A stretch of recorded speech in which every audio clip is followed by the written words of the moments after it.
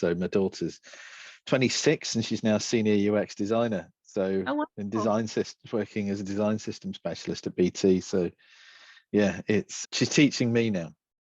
it's all switched. Honestly, I'm so out of touch. You just give up eventually and just go, kids, they've got it. They've got it covered. It's super handy. You've got like a stream of up-to-date information. Oh gosh, yeah. She keeps me. She lets me know what I need to know, and challenges everything that I say. So no change there from being 7. I think that's where it all starts, really. I think there's 7 going on 16, as I like to say. There's probably nothing more terrifying than a determined 7-year-old girl. Yeah, definitely. Especially at this time, she's like loves reading. I kept her screen free until about 5, and that was my massive experiment, and it actually succeeded because she's now a reader. Good. Both my kids are big book readers, but they both use the screens, but they love reading. Yeah. Whereas I struggle to read a book a year, you know. I was just talking to someone about all those books staring from the bookshelf, you know, like I buy a lot of books and I'm like, oh, I would do this one and this one. And then they stare at you with this guilt. Yeah, I'm there as well with you. Yeah, I'm definitely a book buyer. I am a book reader, but not at the pace in which I buy them. And I realize I average probably about 4 or 5 a year. I don't even get that far. It's terrible. I audio book it, but I'm it's the whole dyslexic excuse thing. It's like but I will find a book every now and again. I find one and then get lost in it, but it's just getting the time to focus, and I forget things really, really quickly. I think it's an ADHD thing, and if I get slightly disturbed halfway through reading a chapter, it seems to wipe my memory for the entire chapter, and I have no idea what I've just read, and now I've got to start all over again, and it just becomes a pain and a slog. But yeah, I should spend my retirement reading and going, oh, that was what I was talking about. Discover all of the things I've been bluffing all these years. Well, you're on record and the session's just opened. Brilliant. The end of my career. No, it's the same thing. I can't remember what book it was that I read, but it introduced me to a whole new branch of psychology that for about 3 days I was so excited about. The neurodivergent, friendly, purpose-driven. And then I just couldn't remember what I'd read. But I just remember getting really excited about it. And I just wait for someone to write a Medium article about it and just read that. That's the précis. Yeah, that's it. A few links. Have a look at some resources. I'll share the first thing that I'll go through, which is just a wee bit of housekeeping for the group. You see housekeeping and chat is open. Chat is working. Q&A is working. Yeah. Pretty much all systems go. That's great. I'm going to enjoy this. My own story of trial and error. Yeah, I did a presentation a while back for someone called "I spent 18 years making mistakes so you don't have to." Just sort of really brutally honest about everything I've messed up over the years. Everybody still will, like that's what doesn't fail to amuse me. I'm like, I don't think I've learned from anyone's mistakes. I think I've just made I need to do that one myself. Just let's see if we get a different result. Yeah. So welcome everyone to the second technology and design meetup event. I'm really pleased to be able to introduce you to Aleks and Gareth and myself, who will be chatting today. Thank you very much for attending and for your strong interest. These groups wouldn't be happening were it not for everyone sharing and being involved. So just a little bit of housekeeping, just kind of general rules and stuff.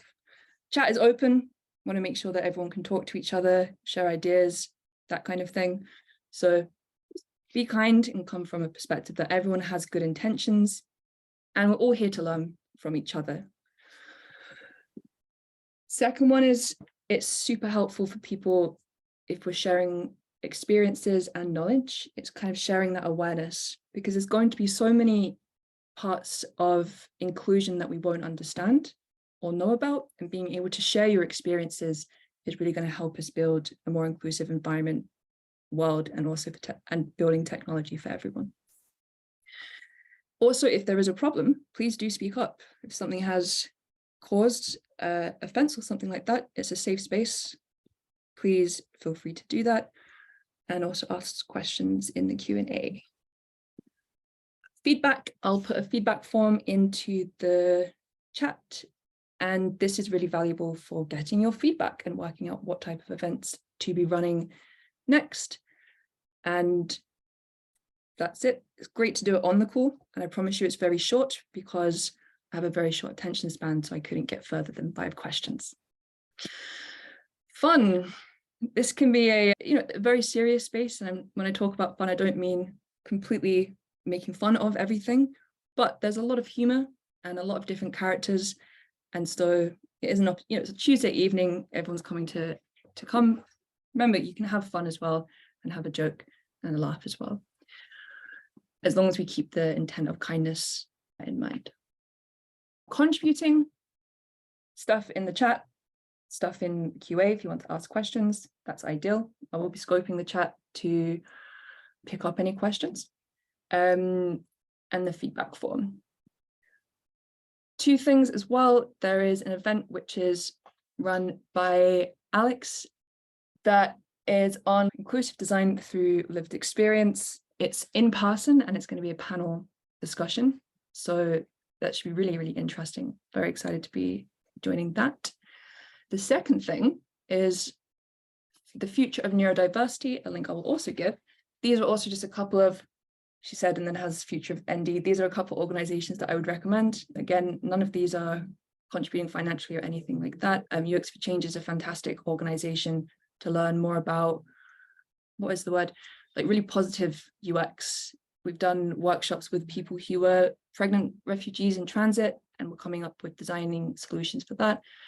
The other thing I'm also going to mention, Aleks and Gareth and myself, we're all contributing our time freely this evening, and that has 2 things.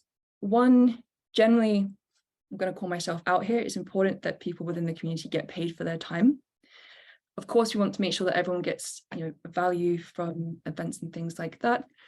And I'm also calling it out because I'm in a privileged situation where I can do these talks and spread the terms of neurodiversity, and it's just important to mention that hopefully as the group continues to grow, there will be we'll be able to provide more of a stage for other people and other types of groups and things like that. So yeah, we're all contributing towards the same purpose and working together towards that. So that is it for the introduction, which I thought would take 10 minutes and it didn't. Aleks and Gareth, if there's anything you want to add, and if not, Aleks, feel free to kick off. Who are you? Who am I? This is a very good question. We could be here a while. So yeah, my name's Gareth Ford-Williams. I was at the BBC for about 20 years. I've noticed there's a couple of, I think there's 1 or 2 BBC people actually have joined the session, which is really lovely to see. And I left the BBC a couple of years ago. So I set up the accessibility team, the digital accessibility team, that is, about 20 odd years ago, BBC, and founded design research there. I've got ADHD and dyslexic and probably other stuff according to Jamie Knight, but that's not diagnosed. Thank you, Jamie. Aleks, would you like to go next? I go next. That's a very philosophical question. As Gareth was talking, I was like, which angle can I approach this from? So I'm Aleks. I'm a co-founder of Cosmic Velocity. We do inclusive design and research and training. And Cosmic is new, so we're 6 months old. Yay, half a year. And before that, I was heading up design and UX in various lovely agencies such as Foolproof, Polk, Bio, quite a few different places.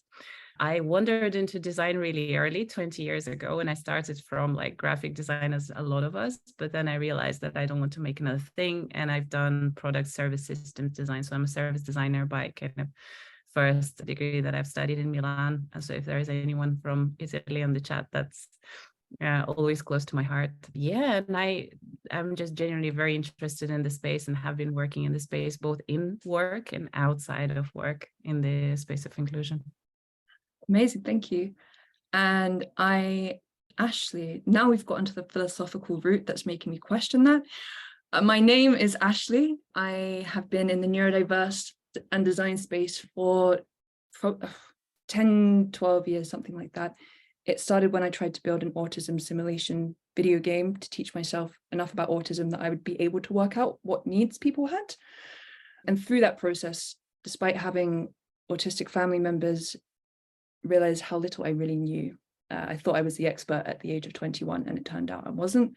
That really blew me for the next 10 years. And I've continued working in this space, building all sorts of technology, working in research, designing for people with really rare forms of dementia and all types of different disability. And I love working in this space, finding out new things that you just never really knew that you didn't know, and constantly learning and being humbled by people.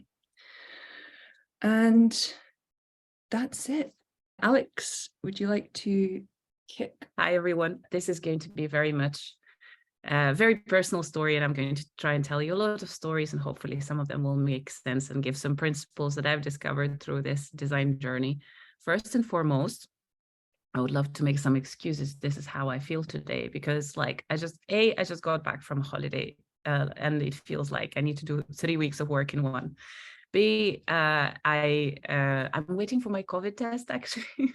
So I wasn't feeling really, really great, and my voice has a tendency now to come and go. So if mid-presentation I will be sounding slightly different, that's that. So I apologize for that in advance. This is generally how this week feels. So like I'm asking for mercy before I started this presentation. This is going really well. Right. I like to start from definitions because, if we talk about inclusion, or if we talk about anything, we talk about service design, I can guarantee that the image in everybody's mind and the words are going to be different. So I really like starting from defining what is designing for inclusion to me. And to me, that definition means considering full range of human diversity with respect to ability, language, culture, gender, age, and other forms of human difference. As a UX designer primarily, I got really, really interested in accessibility early on, but then I really quickly understood that as an immigrant, as someone who is changing context all the time and so on, that need for access to services, for me, it stretches beyond the interface, further into the language, into a lot of things that I want to be fixing as a designer. Hence the interest in inclusion. So designing for full range of human difference, and that's what I'm going to talk about today, or attempting to design for that. Why is it important to me? As I mentioned, I've changed context many times. I was born in USSR, the country that doesn't exist anymore. And then my environment changed quite a few times, and I've moved countries 3 times, and I kind of experienced uncomfortable quite a bit, both being within different cultural context and being a woman in a very senior boardroom, and often the only one, very, very often the only one. And I have justice as a value. And when I say value, I mean not something that you put on the wall and you're like, this is my values. That means that when I feel injustice, I feel enraged, deeply enraged. And sometimes that results in really uncomfortable interactions. And I'm trying to work with this, but also I'm kind of proud of it, partly because that enabled me to create certain things that work for a multitude of people. So for me, designing for inclusion, when we're doing it, I feel like we need to answer 3 fundamental questions. And the first fundamental question is, who are we excluding? I always like to imagine the audience. So like, let's imagine the audience of this event. And this is the lovely audience of this event that could have been with us. However, let's take India. India are plus 6 hours ahead. They're probably sleeping. So that audience is already smaller. Let's imagine, any other continent, any other countries as well could be in a different time zone. So we've already excluded a bunch of people. Then let's imagine someone who is working a job that is on location and cannot log into the event as this one, which is amazing, to have this sharing of experiences. And we've excluded another bunch of people. Now we can also talk about, perhaps people who work in visible jobs, such as new mothers, that, it's not considered a job, but however, it's a massive responsibility and people just can't switch out of their context. And again, we've excluded even more. So for me, that fundamental question, it definitely needs to be answered. And I do like this quote that I recently remembered and read in relation to this, in the fact that consuming or experiencing something by definition very often in this space is privileged. As I'll leave some time for you to read that. So just reading the sentence makes you a part of the 85% of the world population that is literate, and the 20% that understands English, and the 40% that has access to the internet. The stats may be a little older, as this book, I believe, is 4 years old or 5. However, that is still relevant and relevant experience. So if we start from exclusion, we've developed and designed a couple of exercises to try and pin that down, to understand who we are really excluding. And this is something I used to love to run with the teams, to start any collaboration from. So this is an exclusion journey. So what I would ask the team to do is, we would ask to remember and share a case of exclusion, from like context, what were you excluded from, what have you missed out on, to the barriers, so what has limited access for you, to the feelings and how did that make you feel, to the solutions back in time, which is very, very specific, because if you think about it in the past, in relation to the past, that solution in the moment may have been something, whilst as designers, we may have think about something else. And that's why we have 2 boxes in here, solutions back in time and solutions in the future. And then kind of next steps. So how might we design a better environment or a better product that, would really help? And you can see the example kind of underneath. And that example is my personal one. And it's a true story. As a new mother, I've been struggling to return to work, and I've been asked to lower my rate as I was rusty after 7 months of maternity leave by a recruiter. Barriers I faced were prejudice and own insecurity as well. I was insecure, so I couldn't answer to him like in the moment. And of course, that raised a lot of feelings like helplessness. And, I was quite lonely in that situation. So in time, what may have been helpful for me was learning hacks from other people in the same situation, would have helped to have a list of employers where new moms are kind of welcome. And the solutions for the future, we may think about things like negotiating tools, support groups, employer lists, and so on. And then there were certain actions that would come out of it that we would do as a team. So that's something we ran in quite a few teams. And another part, and this is something I've done recently, I've been asked to help select a partner for an organization, a design partner. And we started thinking about inclusion and what that actually means, both in what someone says, but also what they do, and what they present and what they share and so on. So that resulted in quite a few things that we started to write down and develop as criteria. And by the own words of the organization we were working with, they never thought about it. They never thought about it within pitch context, which, if you think about it, is very, very difficult and kind of enraging to me, that it hasn't been thought through when people are choosing which organizations to work with, for instance. Like it's kind of not visible, and it's very, very important to think about it. So that's the first question, right? Who are we excluding? We can do a few things to try and determine why and who we are doing that with.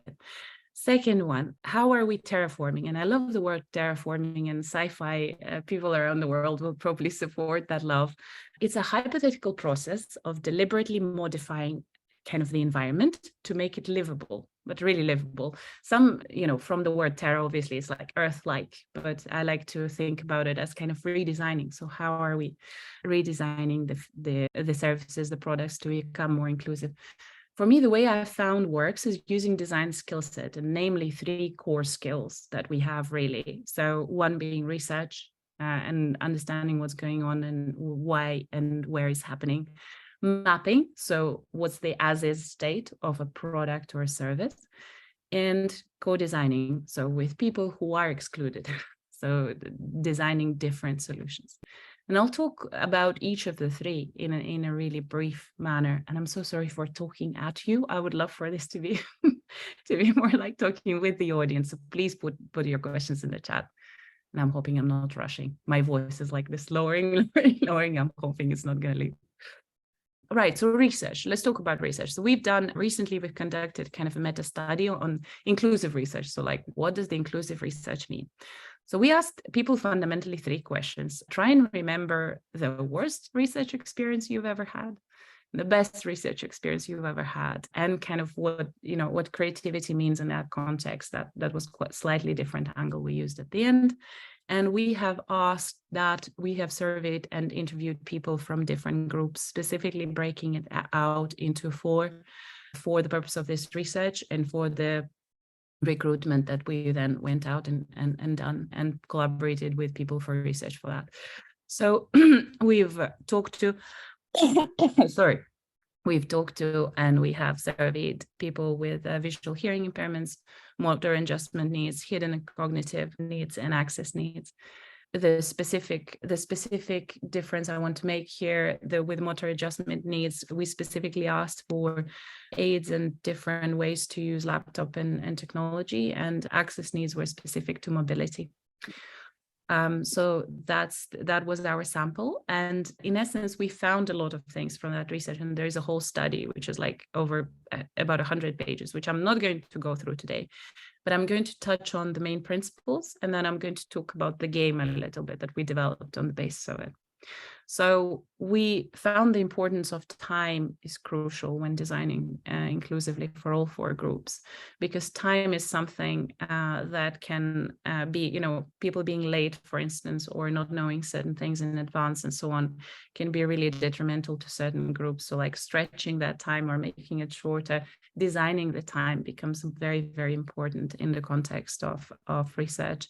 Testing the tech. So what Ashley done with us today is that she made us log in much earlier, and thank you so much for doing that. And actually that's something that to test the tech, to test that this actually works, the sharing works and so on. And it sounds like a small thing, but actually it's a very, very big thing. And as we jumped into this digital part during COVID, we sometimes were forgetting by the feedback that we were getting through research that certain things don't work in the way that we expect them to. And we need those tech prep calls almost to prep before the research with participants and so on. So that was really, really evident. There was another interesting finding that we discovered, that learning opportunities were important. So our research participants who were surveyed for this and interviewed, they were serial research participants that participated in it for the past 5 to 7 years. And they increasingly during COVID everybody was getting bored, right? So the research became that outlet, that creative kind of almost way to impact products, to impact services. So the weight of it shifted quite a bit. And we found constructing the environment around research was very important. And of course, training moderators. So keeping current, as Ashley, you mentioned, I think as well, learning and all the time learning the terminology and learning the new ways of understanding things, saying things. On the basis of that, we've developed a very mean game. And that mean game, we've played in quite a few places. And we basically are trying to design our own research methods. So this is from like setting goals. You have a set of cards, you have a certain audience, and then you're opening the inclusion cards, and the inclusion cards keep changing. They're based on 24 different, there is kind of different assets of diversity, from disability to difference in gender, in social, cultural things, and so on. So we have this massive set of different things that may impact the research experience. And we play the evil moderator against a group of people who are like, well, you thought about your research method. Now, how about this? Or what about if that happens? What about if your group is completely different, and so on? And that's how people play it together. And that's essentially something we designed to ensure that research methods are inclusive and thought of in different ways. We're talking about mapping. Mapping journeys is one of the most, accessible ways to design for designers to understand things. I bet you like quite a few of us just kind of grab mapping as like, let's map things, let's understand the as is. And this is something I've done in quite a few previous organizations. And here you can see an example from one of the previous organizations where we mapped the inclusion opportunities across the project cycle entirely, from like what processes we follow, what do we know we don't do consistently, to what should we be doing better, do we require investment, and so on. So that's kind of mapping of things across like how we would do projects. Same for accessibility. We were, and you'll see a lot of red and a lot of opportunities. And we've recognized in the previous organization that in certain areas we were really not getting it well. For instance, realized at some points that all of the pitch decks that we have are very, very white and very non-diverse. So we have created this library as a result of this mapping exercise that I've just shown you, that lists like not very, very inclusive imagery. So women in tech and BIPOC, and very, very different from what Unsplash used to have. Unsplash used to have the first page, it was completely non-diverse. If you would type in people in a meeting, you would get 10 men, all white, showing at the flip chart. Yeah, so in essence, we were trying to bypass that and create more imagery that would represent the beauty of the world. And the second project that came out of it was, we had quite a few people in the company that were dyslexic, but for everybody it manifested very differently. And when we talked to them, we realized that we need to conduct like this mini study, which we've done. And we realized that reasonable adjustments were just like not enough. And we actually needed almost like a really quick guide to like, this is how you work with me, this is how you don't, and kind of the main principles around it. So we created this resource for dyslexia specifically, and within the company, shared it within the company, but also is publicly accessible.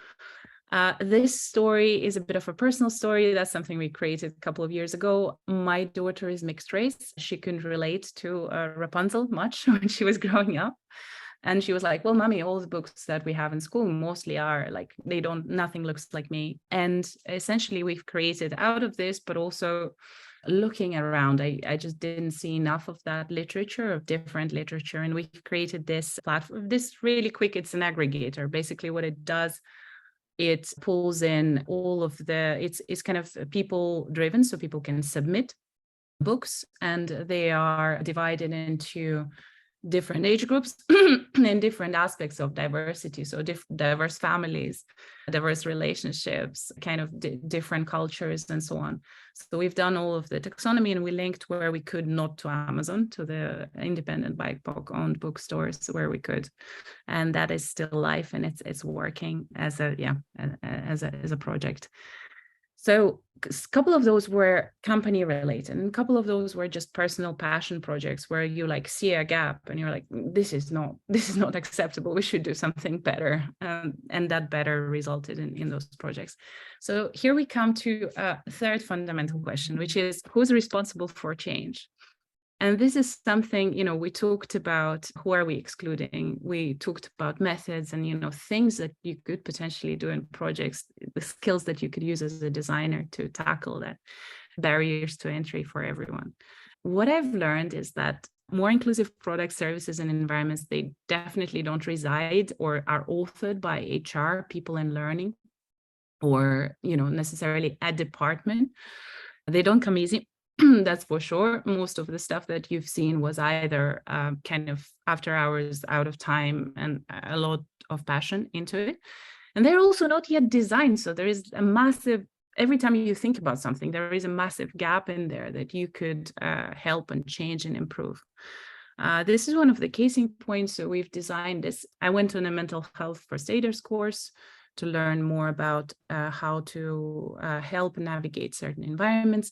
And what they've given to us after a course is a brochure this thick, very thick, and it was printed and it had a lot of broken links. So we looked at it, we looked at the online stuff, and we in essence thought, well, at that point, we were a part of a larger agency, like what kind of things do we experience and we need really answers to and kind of help navigating. We conducted a bit of research. We also taxonomized their resources, and we created this directory for kind of specific triggers and specific areas that are really, really usually people really experience within agency environment.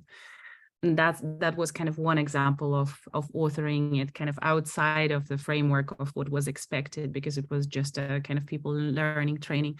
Another example is this survey that we've done. So that was post-COVID. Everybody was like, all the CEOs were deciding whether to call people in the office, whether to leave people remote and so on. And we were like, well, we're an evidence-based organization. Why don't we actually do the research, and we actually understand what people are looking for, and both followed up by interviews and so on. So we developed that as a department and then kind of distributed it. And then that became a part of the culture manual and the backbone of the culture manual of how the company used to be structured and worked. Another last example, I'm going to finish on these couple of them, redesigning structures. It's also really, really important. So if you think about it, that is a part of diverse thinking. Diversity rarely can come from a group with same, with same likings, same understanding, same seniority, and so on. So what I've realized in the previous organization, that how the leadership team needed to be reformed is getting a cross-cut of the organization and ensuring that junior designers are on the leadership team, all the designers, all the kind of different levels of skill sets, and everybody kind of contributes to that.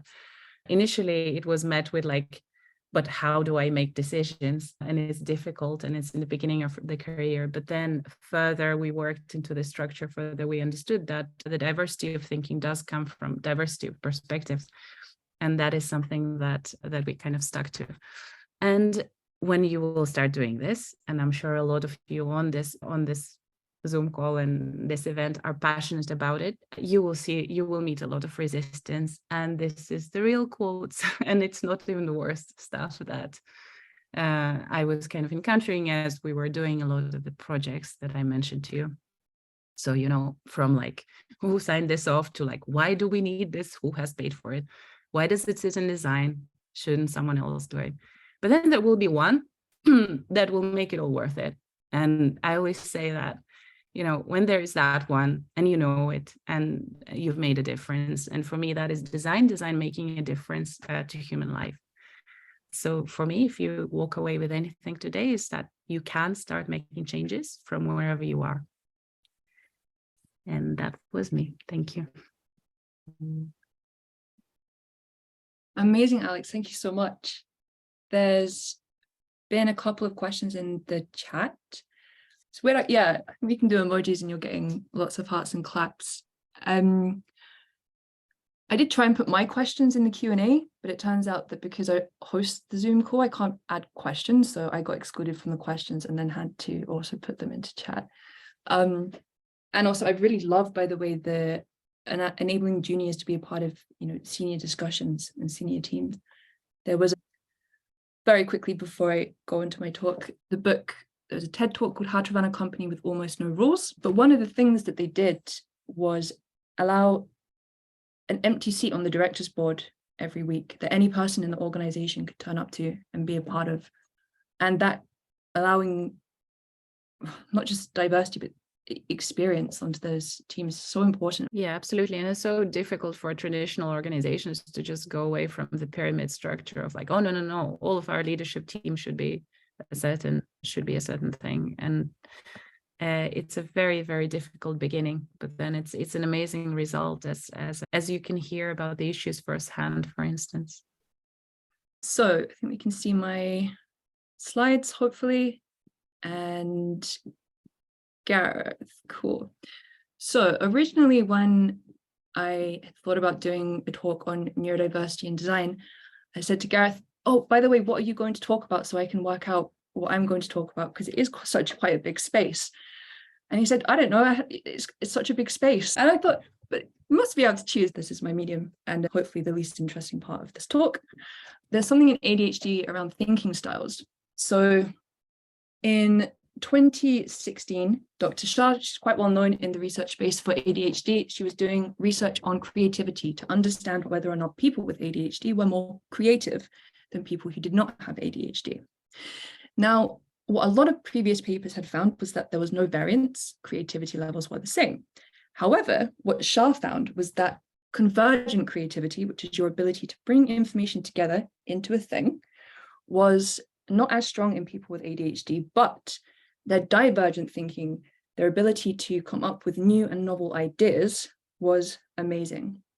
So in response to Gareth, I thought, that's cool, I'll start writing on a few different topics. And that's just basically what happened. It went all over the shop and it took quite a lot of effort to keep bringing it back down.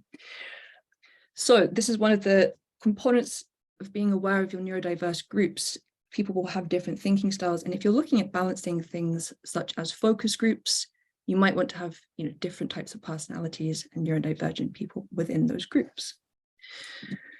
Now, questions. Why do we want to do user research? Hopefully everyone here is aware of what user research is, but it is essentially research on people. We want to understand whether or not an app, product, service is going to actually meet the needs of people. We want to understand how it's working, how can we improve it? And if you're business-minded, then it is going to save quite a lot of money up front if you do the things correctly the first time and you get lots of different minds around the table the first time. Because also you can unintentionally create and build the wrong thing with unintended side effects if you don't involve people in the process. And of course, for myself and others, it's also, we just need to do more user research. And it's great to see that the organizations are picking up on this. Now, the next question here is, why must we co-design to really do user research? Well, taking ourselves back to 2012, up until 2012, the leading theory on autism one of the leading theories was something called theory of mind. What this posited was that autistic people basically they were not able to empathize with another person's state. They were not able to cognitively understand another person's state.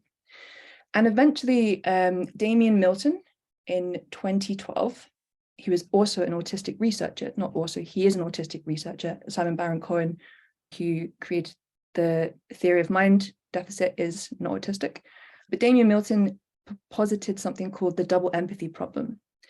Now, what this problem says is it is not actually that autistic people cannot empathize with anyone. It is that autistic people can empathize within their own groups actually really, really well.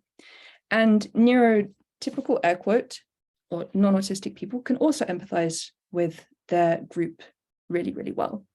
The challenge is when you have a mixed groups, or when you're kind of trying to communicate between the two different worlds. And that's when we end up with something called the double empathy problem. So for years, autistic people were believed to be, air quote, psychopaths. They couldn't empathize, which was not actually true. Now, there's been empirical evidence which has come out of the University of Edinburgh originally, and they are continuing that work where they put people in a chain of Chinese whispers. Some people were autistic, some people were non-autistic, and they sent a message through the chain. And what they found is that the message got through if the two groups were roughly the same, air quote, type. But when you started to mix it up between neurodivergent and different types of groups, then the message got really distorted. So being aware of that, being aware of the fact that I'm going to have gaps in my design process, I'm going to have gaps in my thinking process when I'm designing for focus groups or building rapport with people, there's so many things that I'm not going to understand or be able to see. And although we've looked at the double empathy problem for neurodivergent groups, who's to say that it doesn't apply for culture and a whole host of other areas. So a couple of examples where research can fall short. So on this left, we have a scale of faces. And let's say there's a question of how much did you enjoy school today? I don't know. There's a happy face thing and a whole different scale. And it can be, for me, that's quite a difficult question to answer.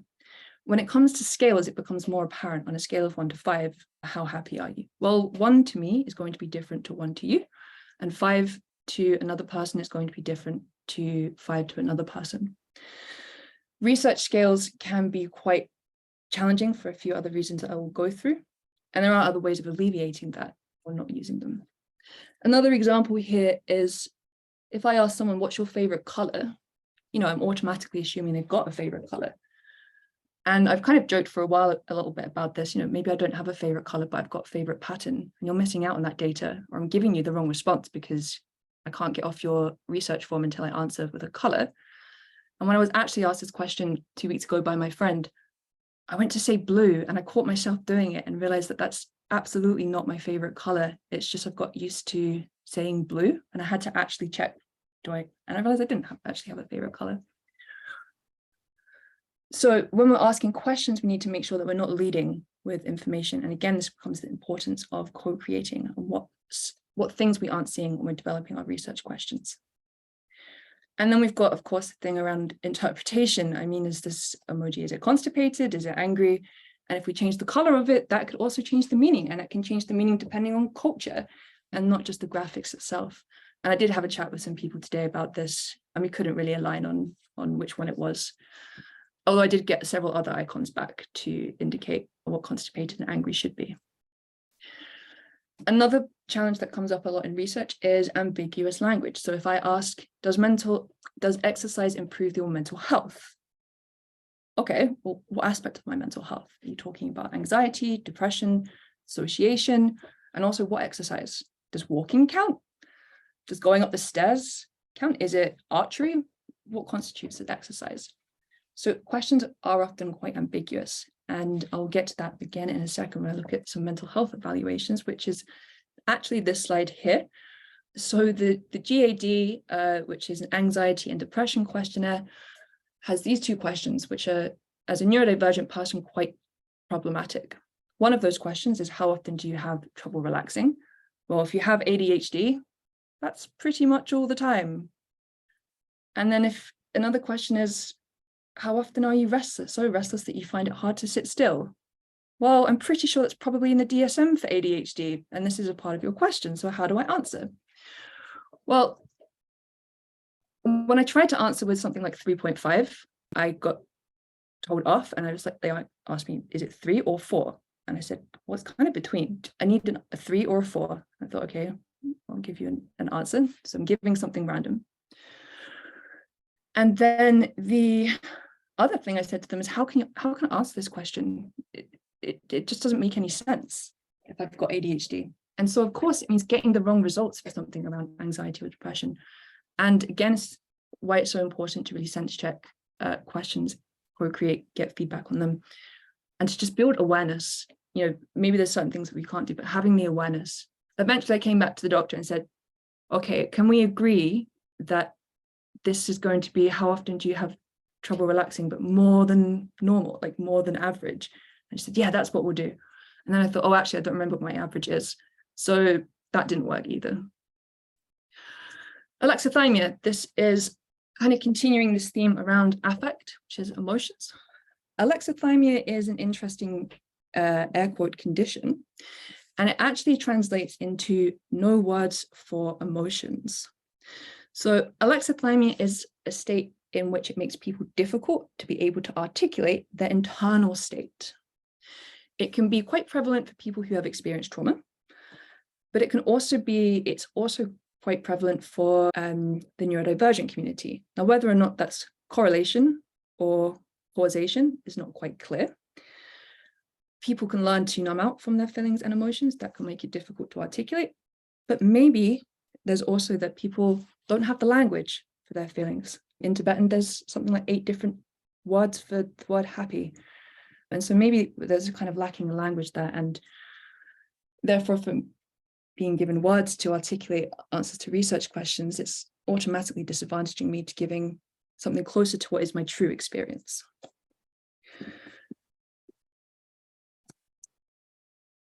Cool.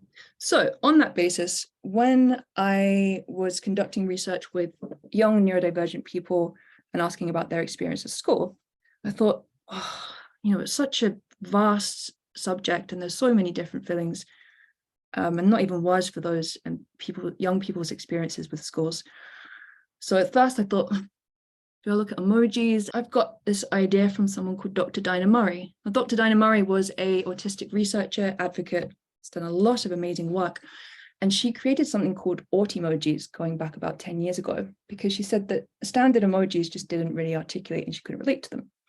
So what I instead asked the group to do was to create 3 emojis that would express their experiences of schools. And the results that came back were incredible. One person drew Shrek and said that they really felt like Shrek in school, this kind of, air quote, big scary ogre that people wouldn't talk to, but inside he was this really soft and kind person. Another person drew that they felt quite fractured constantly.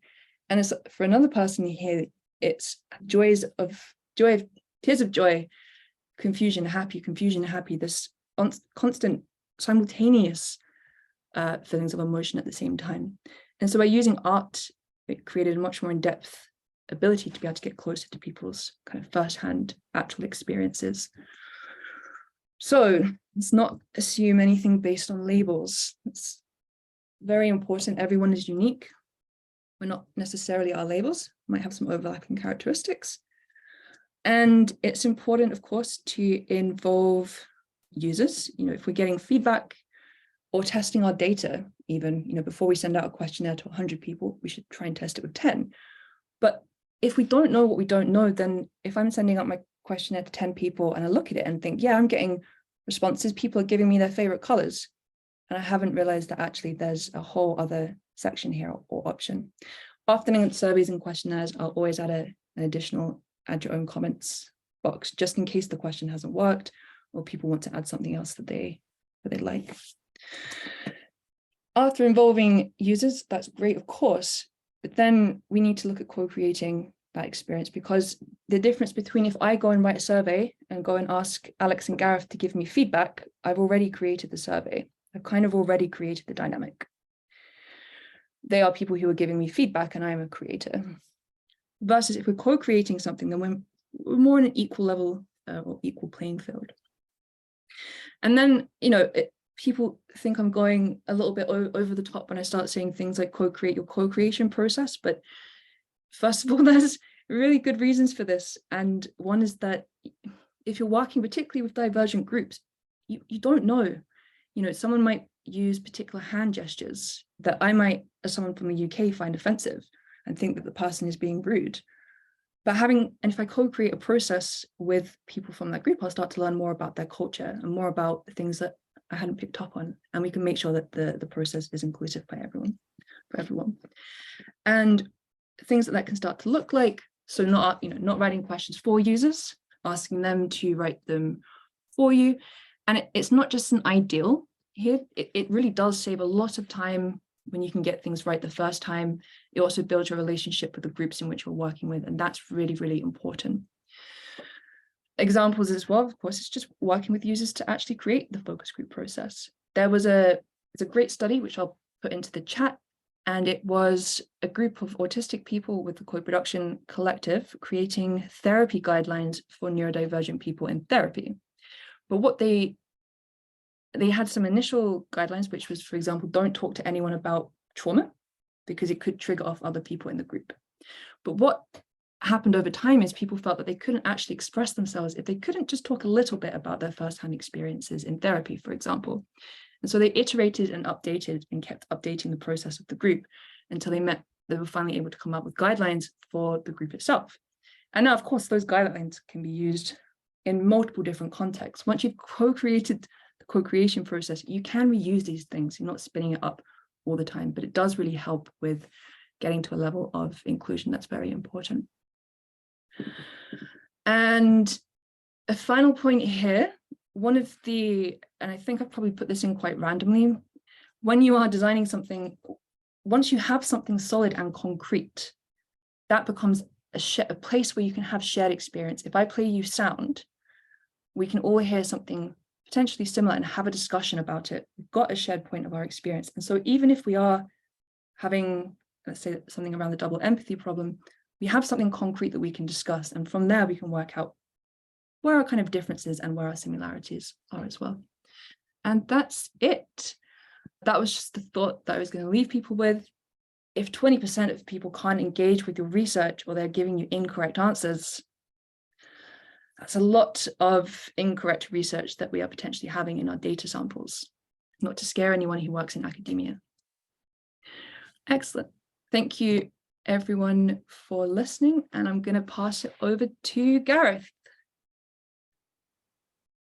I think there's a lesson in this for me, is never go last, because you watch other people's presentations and just think, oh gosh, they're really sensible and useful. And And then you just go, I'm wondering if I've got a different slide deck.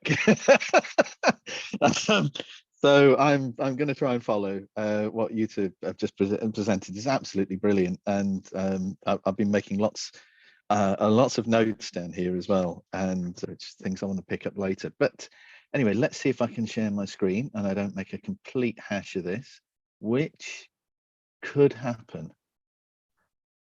at some point. Are you seeing? No, it's done it again. I now can't see the thing. Can I stop sharing and start again? Yeah. Every now and again, I don't. Yeah, Okay. and Positive thoughts. positive thoughts, and Keynote has crashed again. Right, can you see it? So yeah, me did the intro already. 20 years at the BBC. I'm now in 50 years old, and currently I'm doing a few things. So working as a consultant with a couple of different firms, which has been quite interesting, going from very much a sort of a mixture of public service and commercial, because we also dealt with the joint venture partnerships, the BBC and commercially owned subsidiaries, but going into proper commercial world has been an interesting experience. But I'm also a co-director of a couple of companies as well that are we're trying to do some things that I've always wanted to do and never could get the permission, space, time, or anything to do at the BBC. So one of them is looking at inclusive design data at scale, and the other one is looking at the thing that we're going to launch later on this year, which is training, but as agile. So actually an agile training framework that fits into the agile process. So rather than classroom-based learning, task-based learning. So yeah, so I do all sorts of bits and pieces. I'm going to do a whistle-stop tour of my history, my brain, and a few useful things, at which I'll bung a load of, please remind me at the end, Gareth, put up all of the links that you said you were going to put up at the beginning, and I'll pop them all in the chat because they connect to lots of different projects that I'm going to talk about. Fabulous. So yeah, it just happened to be I was next door to Disneyland in California, in Anaheim, where I was giving the talk, and that's when it all sort of connected. And I just thought Tigger is a fantastic description of ADHD, because Tigger is up and Tigger is down. And Tigger likes to try things, and Tigger is continuously bouncing through life, but bounces, you have to remember, are up and down continuously. And I just found it very, very useful. It seemed to fit me anyway, and I now know quite a lot of other people who also use it, which is fun. So most of the rest of the first half of this talk is about me. I don't speak for everyone. I might talk about things that are around ADHD and dyslexia, but this is the way I see it. There are a few things I'll bring in as quotes from other people, but I'm going to kind of cover Gareth's neurodivergence, and actually it explains a lot about why I have done what I've done in my professional life. So there's a couple of quotes that I love around about ADHD that get me. There's one, I met someone who's very sort of senior executive, actually worked in banking. And she said to me, it was like having lots of TVs switched on in your head with no choice of the channel. The volume, brightness are all on full, and someone else has the remote control. And it absolutely connects with me. And with that, you really, I don't medicate, by the way. I find it doesn't necessarily agree with me very, very well. But I actually find, this continuous thing of thoughts is actually rather useful. It's a little bit tangential at times and randoms, and you can sit back and have things that don't seem to make a huge amount of sense now, but they might make some sense later or in a few years' time.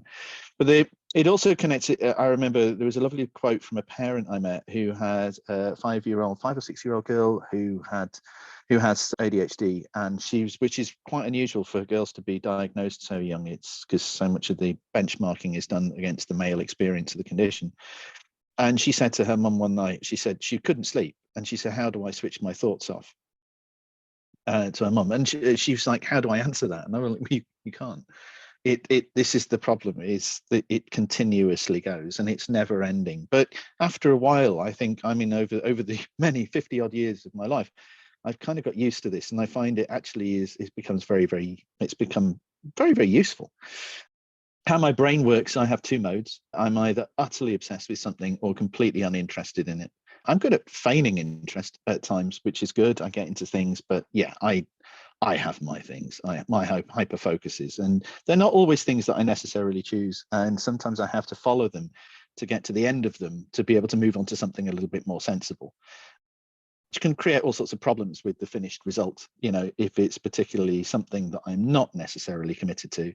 And this is an image of I absolutely love. It's actually a shelf that was put up in our local art gallery, and I'm trying to find the name of the artist at the minute. This was a few years ago, and I've contacted the curator, and it's a previous curator, and they're trying to find the name of the artist. But they go around art galleries around the world, and they blindfold themselves and put shelves up as installations. And to be honest, I think that shelf is as good as I could do. It's because shelves are not my thing. But there's a really interesting, getting away from sort of my own kind of personal kind of experience of ADHD. There's a clinical psychologist, I think his name is Jonathan Williams, and I'm now completely forgotten.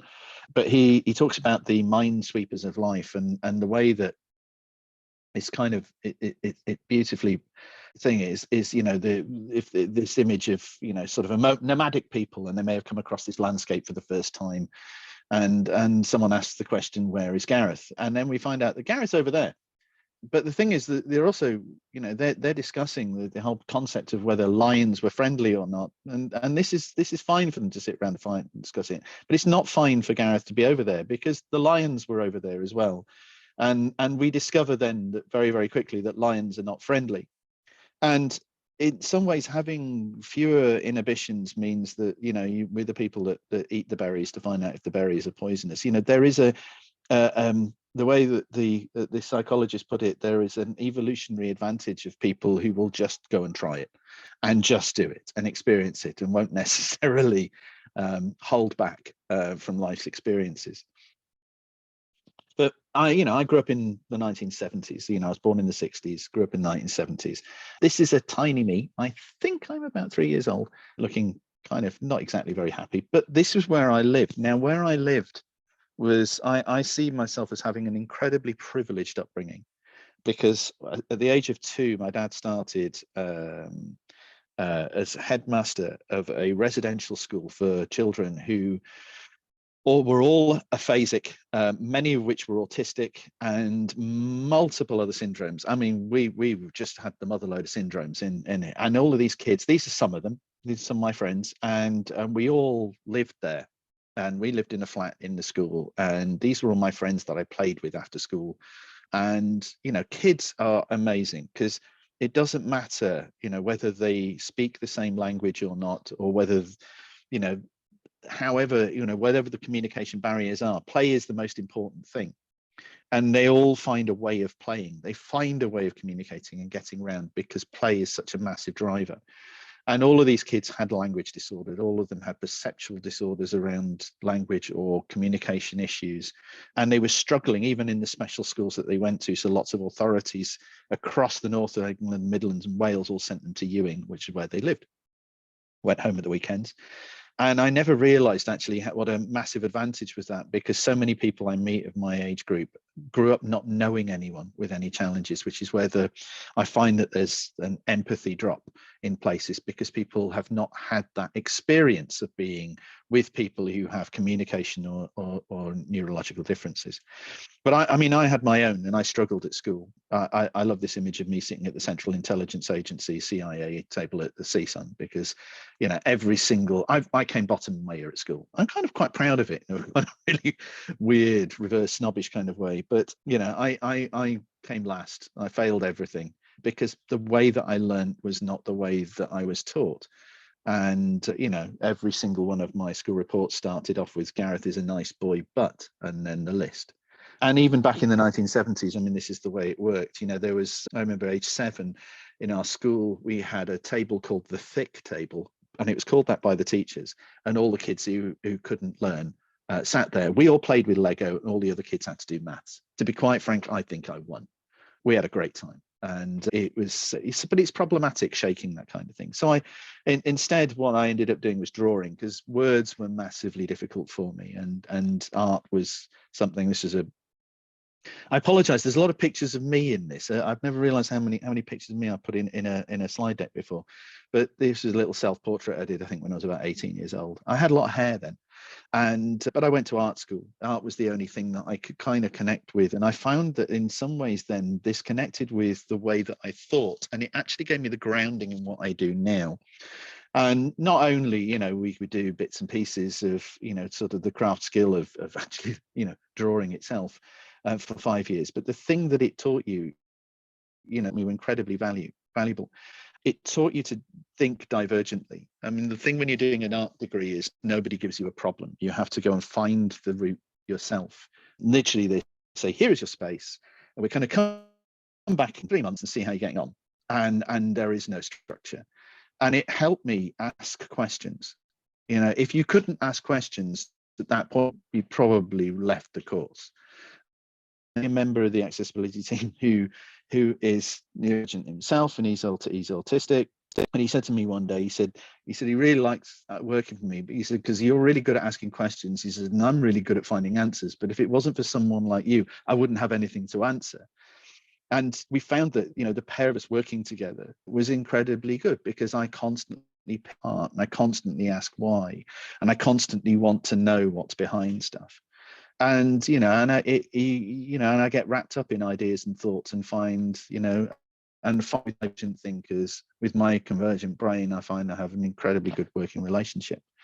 It also means I like to deconstruct and subvert, and it's not necessarily about getting to the end of a task quickly, but I try and find, if you start subverting ideas and rules and questioning everything, you end up with new possibilities and outcomes, which aren't necessarily far from it, but sometimes they're a little bit more interesting.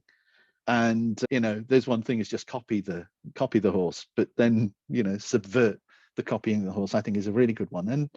But the thing is, sometimes though you end up answering questions that aren't necessarily big answers, big questions to ask. But Pepsi and milk as a combination, I think it's great that someone once just decided to explore that. Maybe this is a great drink that nobody has discovered yet, but maybe it's not.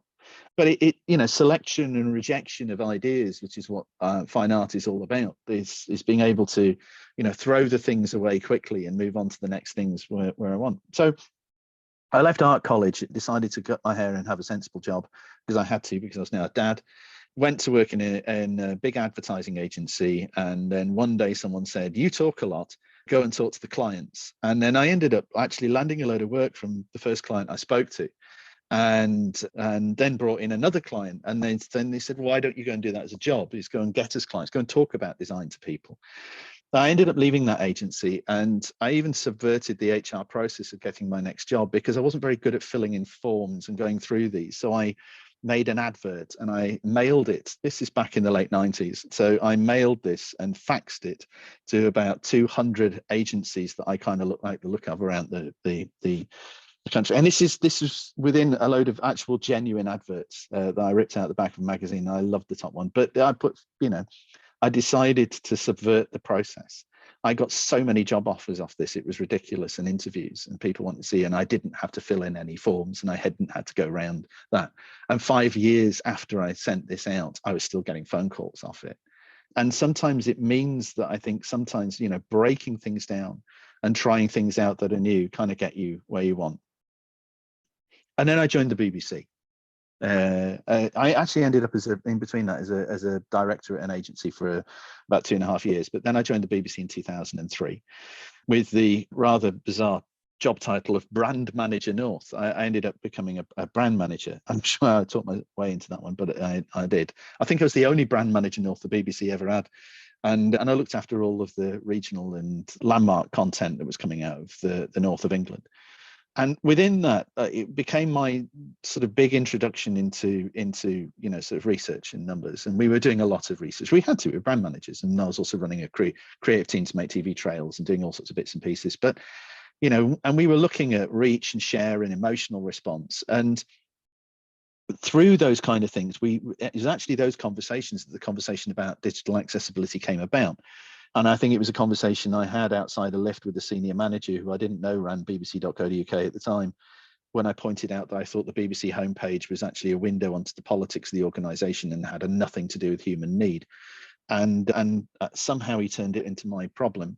And I joined the digital division and started working on a little project which eventually became iPlayer. And we built a team in that. And I started and I recruited a diverse accessibility team. We had myself, who was ADHD and dyslexic. I had someone who was culturally deaf, someone who's congenitally blind, and someone who had physical disabilities, because I said, well, I think they're all skills we need.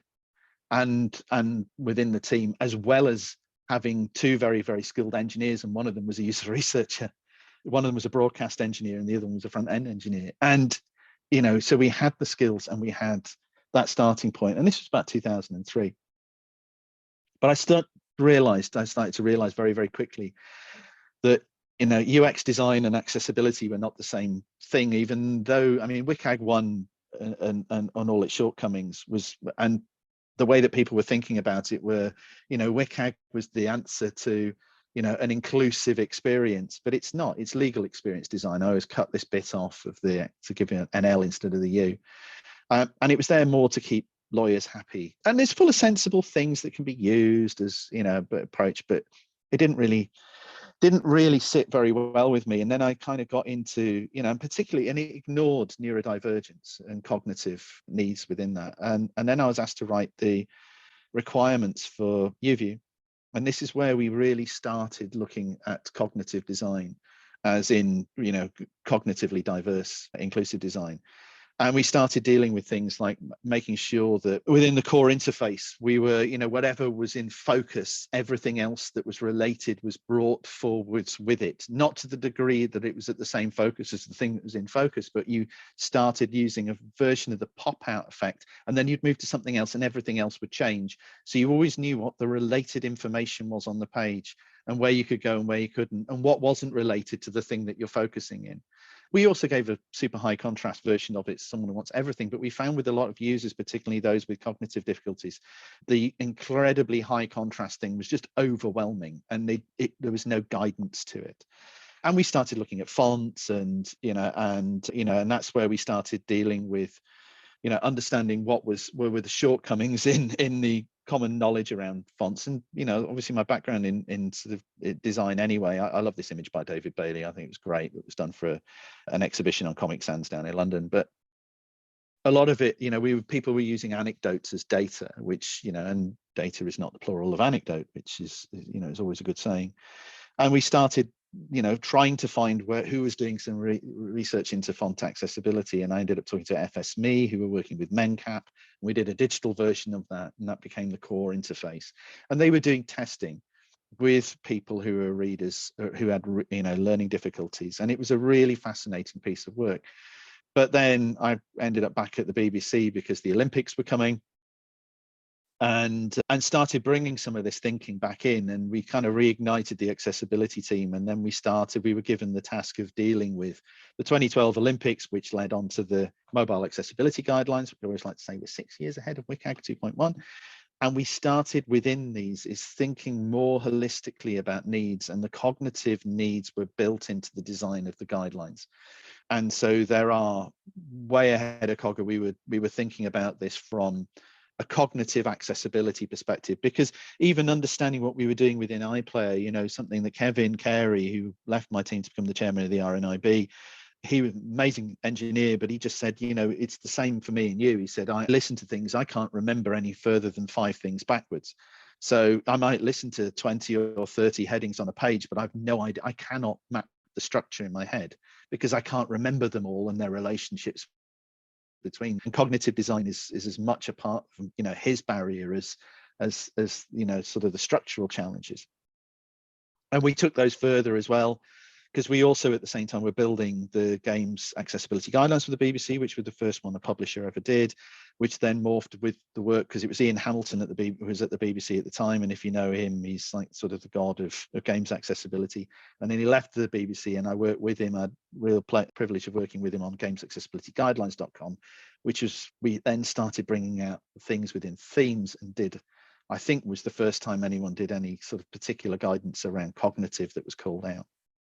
That led into further work like the CAPE project to then start looking at physical workspaces as well, and what we need to think about when we're designing physical workspaces. So again, this moved on to another project, and I even managed to, Jamie dragged me along as one of his +3s. I think there was myself, Lion and Ollie, were dragged along to a COGA meeting. and we were able to feed back into W3C that thing. This is one of the rare times that Lion pounced on me. But it kind of, all of this then kind of, this is kind of random historyness to this, but it all came back to, we then started realizing that so much of this tied back into what I started out at the BBC, because it's all about brand. And I met Bruno Marg and David Bailey, and we started the work on BBC Wreath, which is now the BBC's font, which is used on absolutely everything font family. And we started understanding that so much of what we were doing, even though we did all this and it's the foundation to the branding of the whole of the BBC, and we wanted to be legible and readable and based on actual data, not just anecdote. And we did lots and lots of research. We had to balance the emotional and functional needs of all of the users. It's something that, you know, it's one of those things, if you're building sites that are supposed to be entertaining, you know, a standard thing to remember is, you know, you can be perceivable, understandable, operable and robust, but if it isn't fun and it isn't entertaining, they ain't coming back. And we have to remember that these sort of functional, the emotional and functional needs have to be both met. And it's the emotional needs of the organization. You know, Wreath, fascinatingly enough, you know, we were there going, it had to be performant, but it also had to look like it was part of a 100-year-old British media organization. Otherwise, people are going to buy it. You know, they're not going to buy into the fact that it's not going to sit right. And so there was those kind of needs. And so off the back of that piece of work, we decided we had more questions than answers, and we decided to do a huge beginning of lockdown. Always be careful of who you're going to dinner with at the beginning of lockdown, because you're going to end up with a massive project. I ended up doing a piece of work on research, which was 2 sessions, 7,000 of testing, and absolutely masses of data collected. But within that, we realized one of the things that I wanted to do, because always when I do studies, there's always studies within studies. You know, if people know the purpose of your study, they're always going to change the behavior to meet what they think that you want to know. And so within the study, we also then started testing out this an idea of evaluating people without asking them to declare. A declaration is a very medical way of dealing with things, and people may wrongly declare, people, which often happens with neurological conditions, you know, or people don't want to declare, which puts them in the wrong group, or, you know, and it actually, when it comes down to it, it wasn't really that what we wanted to know. What we wanted to know was specific characteristics around conditions, because then they lead to understanding needs and barriers. And so we built a test to be able to evaluate the needs of people. And we looked at information that they would give us, information we could glean by the way that they interacted with the test itself, and information we could glean from the way that they've got things set up on their machine. And then pull in, you know, probability, you know, mild, moderate, strong against characteristics. And we found about 250 people within that group who had very strong dyslexic characteristics. And I mean dyslexia, and I say phonological dyslexia. There is only one dyslexia, and it is phonological, but it's the way that your language center of your brain interprets the words that you're reading. And this is where it goes wrong. You see a bunch of glyphs, you associate the wrong sound to them, you then give it the wrong meaning. And there's loads of neuroscience behind that. There's, you know, and so, but we were looking for those. We were looking for people with visual discomfort problems, people with legibility, and also the people, you know, who struggled visually from a legibility point of view. And we also looked for people who had no particular need, because they were a really useful control group. And off the back of it, it was fascinating. We tested, you know, 20 fonts, and discovered that within the dyslexic group, the worst performing ones were the ones that everyone points up as the dyslexic friendly fonts. I mean, there were still a few people that turn around, and there was in some cases preference against other fonts, but they absolutely bombed within the group that they were supposed to serve, which was fascinating. And when we went back and looked at it and looked at the research that put it down, we found what the problem is. And the only advantage they necessarily have is that they're bigger when they're the same point size. Actually, this is Helvetica and Garamond. Same point size, totally different physical size. And when we went back and tested it, any fonts that you put, if you put 2 fonts next to each other and say, tell me which one you prefer or which is the easiest to read, people will always pick the biggest one. And so we rebalanced everything using the X height, and the advantage disappeared. There's lots of stuff that I've done further beyond that, and I'll send a link through it. So, you know, one of my many bugbears was usability heuristics, and the fact that they're done from a totally neurotypical perspective and have never evolved. And so I've had a go at doing those and mapping them back into things that might be a bit useful. This was purely, and I'll post up a link to this article. This is purely a starting point, and I think this is something that needs to be revisited, and we're not revisiting it. And it's where the neuromajorative are declaring what is, what is the benchmark, and it's problematic. But finally, I'm going to wrap up with where I am now. But the big problem is that, at the end of all of this is from a neurological point of view, is trying to understand and segment your audience against need. And we started, exploring the UX haystack of data, and understanding actually that we've been, sort of taking it further of what we were doing around segmentation, because we did this segmentation around fonts, and then sort of questions started coming up around segmentation and whether you could do that around websites. And I'm going to give you 2 examples of kind of where we are and where we've got with our thinking and our mapping of stuff. But just say, if you did meet me at a wedding, to know that I'm 53 years old, British, white, male, follically challenged, wears glasses, ADHD, dyslexic, long COVID, which is why I'm out of breath a lot. I have eczema on my right hand, arthritis mostly in my legs, RSI in my right hand, takes statins, pre-diabetic, takes antihistamines for many allergies, and I like a beer or 3. None of those things actually tell you anything about the barriers or needs or preferences that I have, and they really aren't of great use when designing things from a functional needs point of view. But if we're building tools that enable to segment by useful things. So the fact that what I use, and I'm privileged enough to have an iPhone and a Mac, and I prefer Chrome browser, but the fact that I need human-centric language, and obtuse and difficult and jargonistic language I find is a massive barrier. Spoken text is my preference over written text. Cognitive load, complexity and memory are massive issues and barriers for me. I'm a caption user because I find it eases cognitive load, particularly if they're formatted correctly. Generally, I do increase font size. My eyes, I've got age-related, sort of degenerations going on, and generally I make them bigger. But I also use Zoom, but I don't use Zoom because I need bigger fonts. I need Zoom because I need less stuff. So that's a really interesting. I reduce visual noise. I prefer night mode because it helps me, and I think I have a preference for it because I think it enables me to work longer and concentrate more. I find it less overwhelming. Legibility is a big important thing, and I use software to control. I use assistive technology, and I think those are the things that we need. Because, and I'm gonna take a Jamie Knight and quote and add to it that he always says better assumptions equal better outcomes. But I think that better insights to the needs of our users give us better assumptions, which will give us better outcomes. And that's me. Hopefully you stayed awake and back. At this point, I'm going to try and stop sharing, and I have lost my cursor. Sorry, that was just a massive rant. We're getting loads of applauses from the audience. I definitely Thank you. You're very kind. A couple of questions, and I think there's a few questions that came through in the panel as well. I'm so happy to hear that someone has actually done research on open dyslexic and dyslexia, because for ages I was ranting about the fact there was no empirical evidence, and that it was basically a marketing campaign. Yeah, it's memes.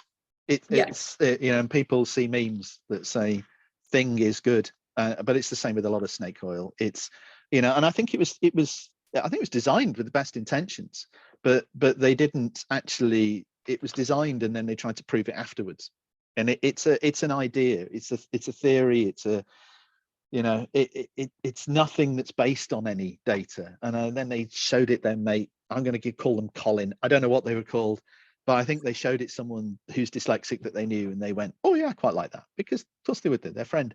And bingo, you've got an answer to all our dyslexic problems. Honestly, it's terrible. And I think people hold on to it. I think there's a placebo effect, and there's a cultural impact when people have had things designed for them. They hold on to them, and they turn around and say, this is now feels like part of our community identity. And I think with open dyslexic and dyslexia, it's become about emotional rather than functional accessibility. But that's one study. We've had a look at it, gone within the context of all these fonts. They were terrible. Times outperformed with the dyslexic group. Who'd have thought that? But that's because they, in all of the studies they've done them in pixel or point size, so Times was tiny against their font. It's really, I want to ask more questions on this, but that's because I spent 2 years researching creating a reader for people who had neurodegenerative conditions, and they could read small text easier than they could read large text, but they're physical. Anyway, I'll quickly go on a tangent. I would love to know about that. But this is fascinating. It's an area that it's like there be dragons on the map. And we're wandering around in it, having a good old poke and going, there's a lot of stuff here we don't really know much about. And yeah, it's fascinating. So there was one question you had from well, not just you, us, and it's the Microsoft Inclusive Design Cognitive Toolkit. I've seen this recently, and if anyone has a link handy, that would be good. I'll be honest, I wasn't very happy with it, and I can't remember why. There was something in it, I think, which just felt very medical model-y. Yeah, I'm not a big medical model fan of doing this, particularly within UX. I think medical model is really important. If I was sitting as a marketeer, you've got community and you need to understand, and there's culture and there's a lot of stuff to take into consideration. That's really, really useful, but it gets drawn into the functional too quickly without us understanding the needs, the barriers and the preferences. And for me, if you're looking at things like human-centric design, which is human-centric language, which is something I really need, really straightforward, basic, functional, non-ambiguous language, and I find I otherwise I get really confused. It's shared by so many groups. It's shared by me, people who from a socioeconomic background have not had access to education, so their reading abilities are not up to where they could be. People who have learning difficulties, age related, sort of cognitive degeneration, people who speak whatever language I speak as a second language, or people, there's loads, and you can pull in a third of the audience have that need, but it's not against a medical definition necessarily or cultural definition. So if let's just gather them all together by need would be it's a much better way. And Mike Armstrong, thank you for bringing up Tiresias font. Every time I get that, I get a twitch. We're spending my time fighting against that. Tiresias font was if anyone can ever find the research paper to it, it's one of the worst things ever written. And it's actually appalling. And I think in its own summing up, it even admits that it's anecdotal. And then it became the broadcast font for digital because no one actually read the paper. So it became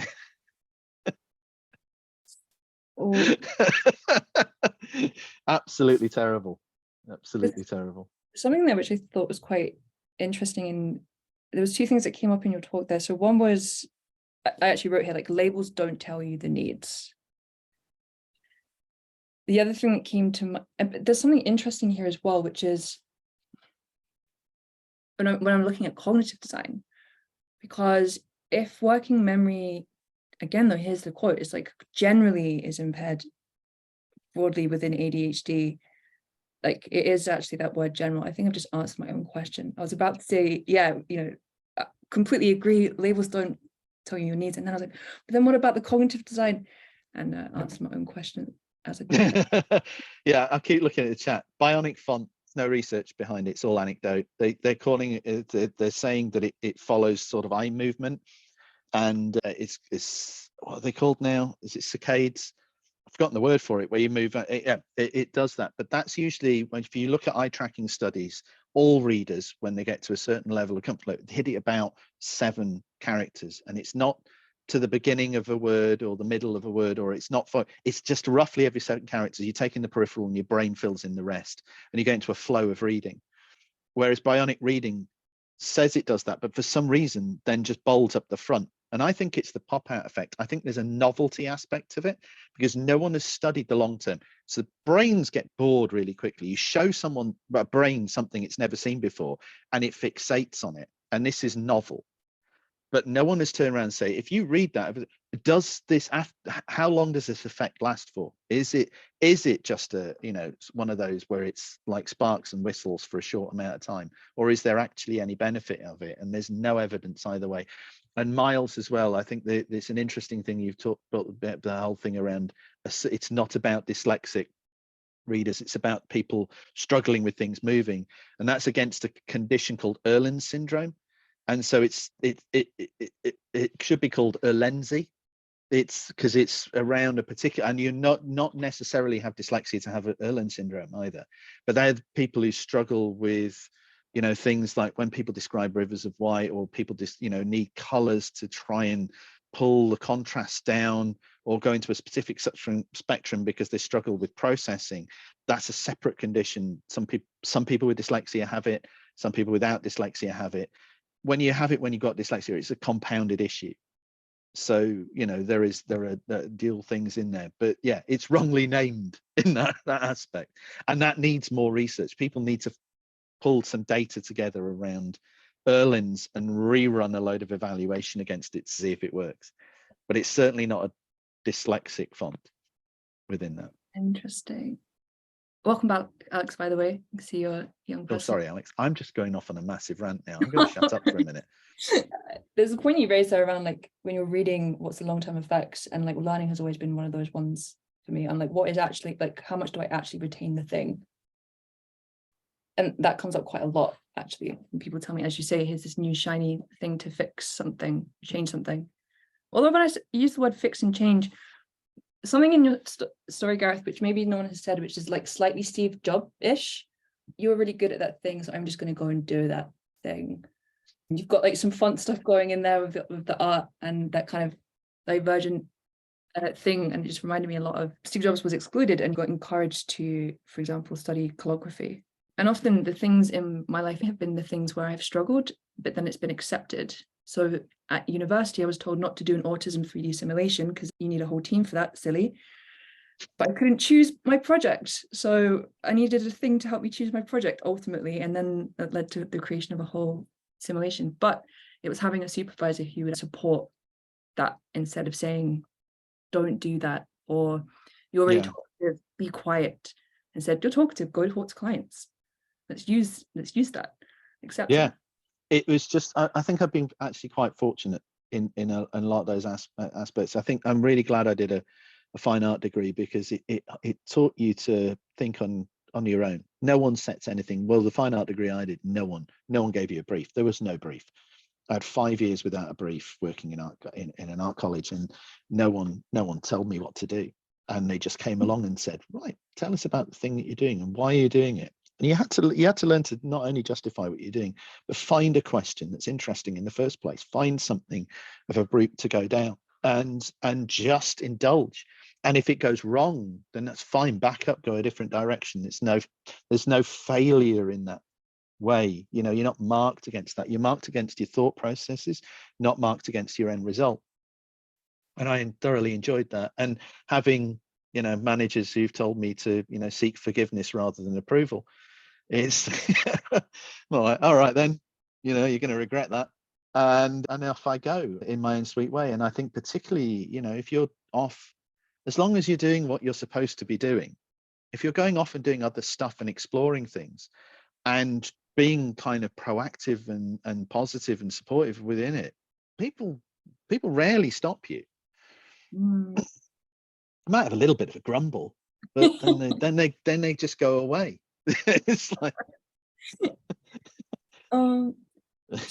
so I'm aware we've gone over time a little bit, and I think we could probably chat to each other like all day. I don't remember if anyone's in London or is organizing in-person coffee even. And I just want to thank Gareth and Aleks for coming and sharing their experiences today. Gareth, definitely want to talk to you about some fun stuff I think you'll find fascinating. And Aleks as well, for the just incredible experiences you were sharing, and also for the whole group who have come today and participated and put stuff in the chat and sent questions in. I've really, really appreciated everyone giving up their time today. And yeah, please fill out the feedback thing. That will help with improving future events. And so far, by the way, Gareth and Aleks, just sneak preview, everyone seems really, really happy. So thank you. Awesome. Thank you, everyone.